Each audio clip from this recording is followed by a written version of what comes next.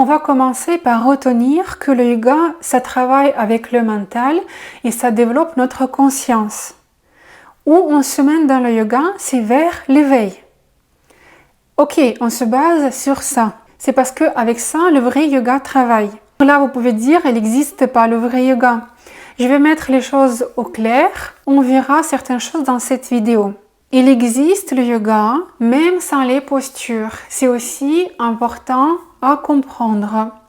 Les postures, c'est aussi un outil qui nous aide sur le chemin du yoga, comme d'autres outils qu'on utilise pour travailler et avec notre mental et essayer de rendre notre conscience la plus claire possible.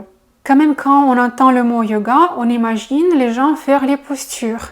Parce que dans notre monde actuel, ça s'est développé plus. Et aussi, je pense, c'est plus facile à vendre à notre mentalité telle que assez matérialiste. Il faut quand même avouer que les gens sont bien matérialistes. Et il y a ceux qui savent comment le vendre. Et ils savent comment faire l'argent plutôt. Et pour faire l'argent, il faut s'adapter aux gens à qui on le vend. Matérialiste, les choses matérialistes, les postures, c'est bien matériel. On fait les postures, on le voit avec les yeux, c'est bien physique, on le ressent physiquement. Alors, on aura le résultat. Oui, en plus, on aura le résultat en pratiquant les postures parce que c'est un outil qui nous mène quelque part. Mais souvent, vers où cela nous mène, on ne parle pas. Parce que si on va parler des choses pareilles, surtout pas, il ne faut pas dire. Parce que les gens vont penser que c'est quelque chose de trop spirituel, bizarre, inconnu. Et ils ne pourront pas vendre ce produit si on va dire toute la vérité. Il y a même ceux qui ne connaissent pas où il y a la vérité. Ils disent, le yoga c'est à la mode, alors je vais juste donner mes petits cours, je vais dire que je donne le yoga pour les gens qui n'ont pas beaucoup de force, pour les petits débutants, comme ça je vais leur dire que c'est juste pour être souple, d'être en bonne santé et c'est tout. Et tout est couvert par le petit mensonge pour gagner l'argent. Et finalement, ça fait que le yoga est devenu un petit peu comme le fast-food en nos jours. On nous propose même, soi-disant, le yoga bière, j'ai entendu. Vous imaginez, les gens pratiquent le yoga et ils boivent la bière en même temps. Quand, à la base, les yogis, ils ne consomment pas du tout d'alcool. Ils ne fument pas non plus. J'ai entendu également le yoga bar. Le yoga bar qui était quelque part dans ma région. Il essaie de vendre la pratique de yoga, les postures de yoga, à côté des bars comme les ballerines. Ça fait un peu mal au cœur pour les gens qui connaissent c'est quoi le vrai yoga, parce que, comme si c'est une chose très précieuse, est vendue maintenant comme un déchet. On peut, oui, peut-être c'est les mots qui sont forts, mais c'est exactement ça. Ou c'est comme un plat qui est vraiment élaboré, où on a la recherche des goûts, on a la recherche des vitamines, on essaye de vraiment faire une œuvre gustative et peut-être au niveau des vitamines, au niveau de nutrition, la fraîcheur des produits. Et à côté, on a juste un fast-food pour se remplir, pour vite se faire du bien. Sur l'instant présent, calmer ce faim. Et le yoga est vendu seulement comme ça. On va faire le chemin un peu inverse pour comprendre comment cela fonctionne. Il y a l'éveil. Pour arriver à l'éveil, il faut travailler avec notre mental. Si on va travailler juste avec le corps, vous avez vu beaucoup de sportifs, des muscles qui se sont éveillés grâce à la pratique de la musculation. Vous pouvez répondre dans les commentaires. Et si on va commencer à travailler avec le mental, on peut remarquer que cela n'est pas facile du tout.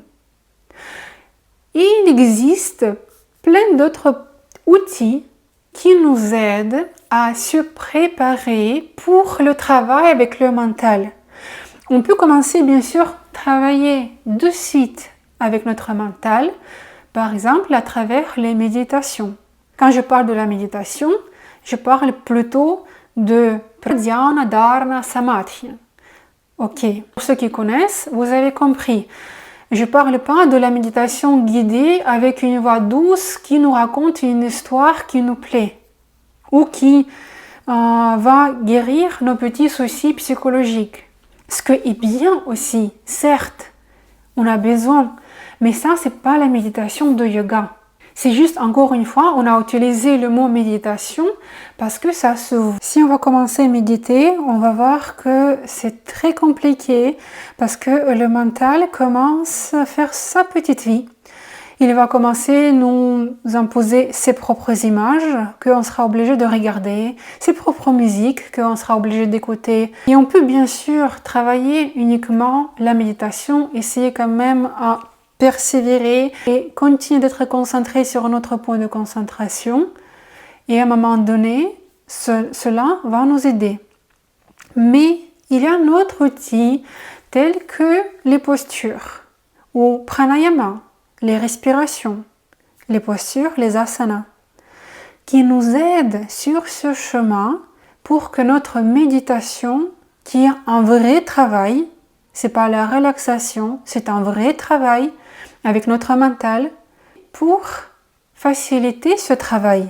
Parce qu'il faut comprendre que notre méditation sera plus simple si on aura la posture adaptée à la méditation. Et si le corps n'est pas capable de s'asseoir dans cette posture, bien sûr, là, on va un petit peu ajuster, on va s'adapter, mais prenez en compte que plus on doit s'adapter, moins ce sera facile.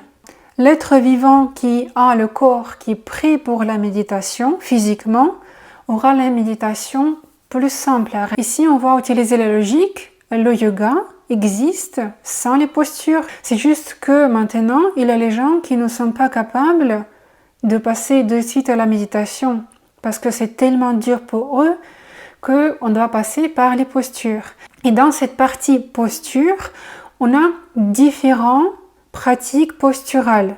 Là, vous pouvez retrouver le mot Hatha Yoga, Vinyasa Yoga, Ashtanga Yoga, d'autres yogas. Mais c'est seulement si on parle de la pratique posturale. Par exemple, si on prend le Hatha Yoga, ça c'est plutôt une pratique plutôt plus classique avec notre corps physique. Quand on prend Ashtanga Yoga, ça c'est une pratique plus intense qui a été créée il n'y a pas si longtemps. Il existe aussi Yin Yoga, c'est quand on tient les postures pendant longtemps, mais tous ces dérivés finalement de Hatha Yoga, ça c'est plutôt moderne. C'est quand on a essayé d'adapter le yoga à la demande et à la capacité des gens. Parce qu'on a vu que les gens ne veulent pas s'adapter au yoga ou ils ne sont plus capables. Et là, on peut se poser la question, peut-être c'est déjà un peu trop, essayer de modifier le yoga autant pour que les gens pratiquent. Mais là aussi, il y a ce côté business, de pouvoir vendre plus facilement.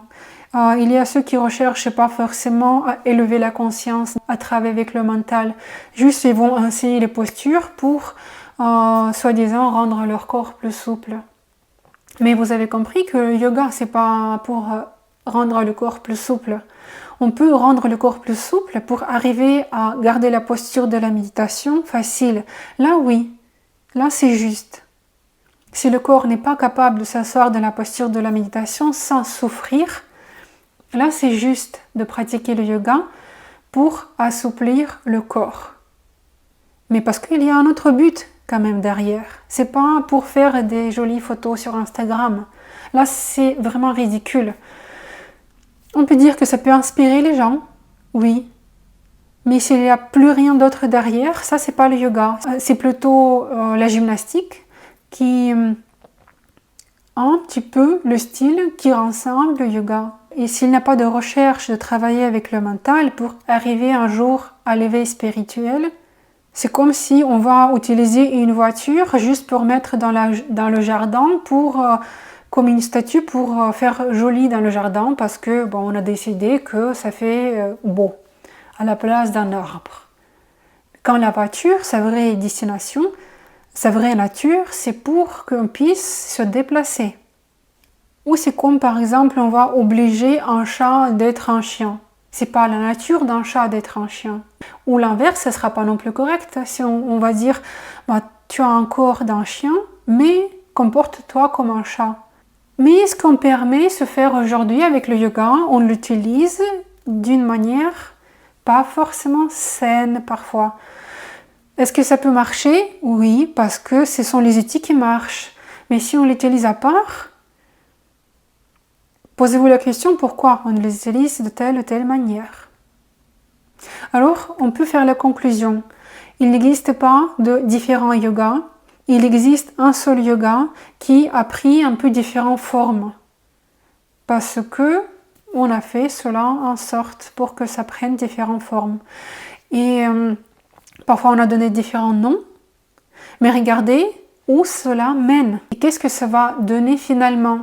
Quel but de telle ou telle pratique? Si vous avez écouté jusqu'à là, c'est parce que vous essayez de comprendre et je vous le souhaite vraiment. Si vous allez avoir des questions, posez-moi. Je vais essayer de répondre comme je le sais et comme j'ai expérimenté. C'est très important de rester toujours ensemble, de rester en contact parce que quand on est ensemble, nous créons une énergie qui va nous mener tous ensemble et ça va devenir beaucoup plus puissant et plus fort. Alors si vous n'êtes pas abonné aussi, abonnez-vous et à la prochaine. Om.